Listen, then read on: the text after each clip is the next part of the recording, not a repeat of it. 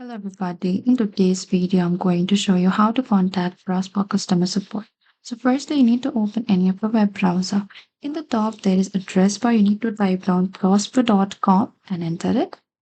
And once inside this homepage of Prosper, you need to scroll a bit down.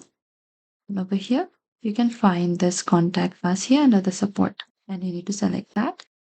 And over here, what you can do is under the contact us, what you can find is there's an option for email. You can also email them, and you can also find this phone number. You can contact with this phone number. And before contacting Prosper, make sure you have your account information ready for your verification and never share your password or security codes.